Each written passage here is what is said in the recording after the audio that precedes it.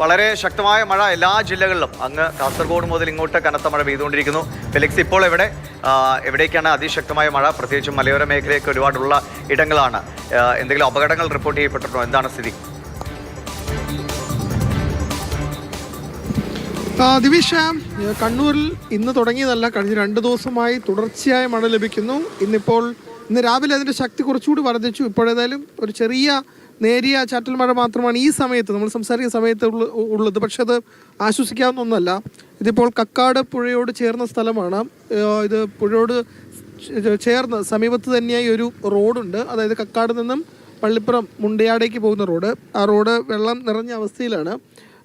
ഇന്നലെ ഇത്രയും വെള്ളം ഉണ്ടായിരുന്നില്ല. ഇന്നലെ നമ്മൾ രാവിലെ ഇവിടെ എത്തുമ്പോൾ ഈ രീതിയിൽ റോഡ് ഏതാ അല്ലെങ്കിൽ പുഴ ഏതാണെന്ന് മനസ്സിലാക്കാത്തക്ക വിധം വെള്ളം ഉയർന്നിരുന്നില്ല. പക്ഷേ ഇപ്പോഴങ്ങനെയല്ല.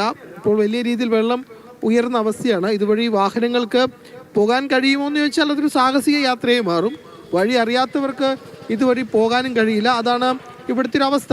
കണ്ണൂർ ജില്ലയുടെ മൊത്തം പരിശോധിക്കുകയാണെങ്കിൽ തീർച്ചയായിട്ടും അതിശക്തമായ മഴ മലയോര മേഖലയിലും നഗര മേഖലയിലും ഒക്കെ തന്നെ ലഭിക്കുന്നുണ്ട്. മലയോര മേഖലയിലേക്ക് നോക്കുകയാണെങ്കിൽ അവിടെ നിർമ്മാണത്തിനിടെ കുന്നിടിയ മണ്ണിടിയ അതിവിടെ പതിവാണ്. ഇപ്പോഴും വീണ്ടും അങ്ങനെ ഒരു അപകടം വീണ്ടും ഉണ്ടായിട്ടുണ്ടല്ലോ. എന്തെങ്കിലും ആളുകൾക്ക് ബുദ്ധിമുട്ടുകൾ ഉണ്ടായിട്ടുണ്ടോ?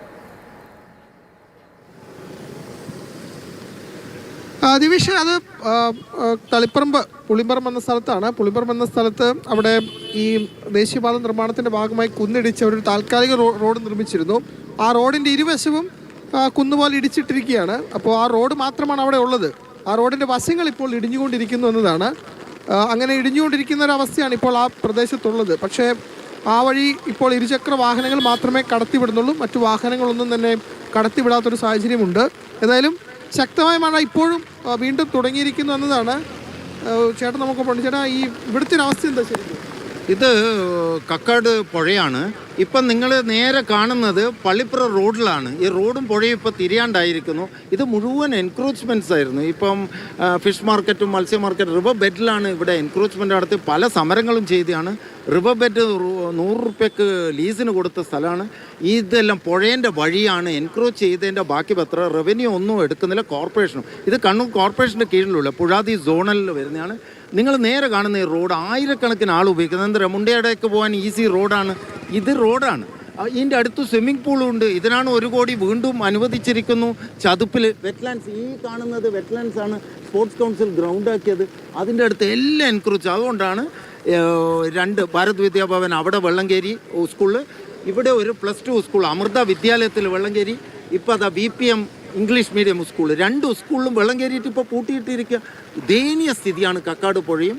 അവിടെ മറ്റേ പുല്ലുപ്പിക്കടവിൽ ദേശീയപാതേൻ്റെ മണ്ണ് ഇടുന്നതുകൊണ്ട് അവിടെ വെള്ളം കയറുന്നു ഇപ്പം.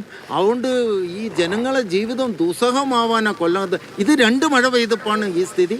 ഇവിടുത്തെ എൻക്രോച്ച്മെന്റ് അടിയന്തരമായി റവന്യൂ ഒഴിപ്പിച്ചാലേ ഇവിടുത്തെ തോടും എല്ലാം മൂടി എൻക്രോച്ച്മെന്റാണ്. തീർച്ചയായിട്ടും വളരെ കാലങ്ങളായിട്ടുള്ള ആവശ്യം കൂടിയാണ്. കക്കാട് പുഴയോട് ചേർന്ന് അനധികൃത നിർമ്മാണവും ഈ കയ്യേറ്റം ഒക്കെ തന്നെ നടക്കുന്നുണ്ട്. അതൊക്കെ തന്നെ പരിഹരിച്ചാൽ മാത്രമേ പൂർണ്ണ തോതിൽ ഈ വെള്ളം കയറുന്നത് ഒഴിവാക്കാൻ കഴിയൂ എന്നതാണ് പറയുന്നത്. ഏതായാലും ഇപ്പോഴത്തെ സാഹചര്യത്തിൽ അതിശക്തമായ മഴ ജില്ലയിൽ തുടരുന്നു എന്നതാണ് ഈ മലയോര മേഖലയിലടക്കം തോടുകളും നിൽക്കുന്ന സ്ഥലങ്ങൾ തന്നെ കണ്ടാൽ അറിയാം അത് മുഴുവനായും വെള്ളക്കെട്ട് രൂപപ്പെട്ടിരിക്കുന്ന മേഖലയാണ്. ആ വെള്ളക്കെട്ടിന് കാരണമായ കാര്യങ്ങൾ എണ്ണി പറയുകയാണ് നാട്ടുകാർ. അത്രമേൽ ദീർഘവീക്ഷണമില്ലാത്ത പ്രവൃത്തികൾ കൊണ്ടുവന്നെത്തിച്ച ദുരിതം എന്നാണ് അവർ അതിനെ വിലയിരുത്തുന്നത്.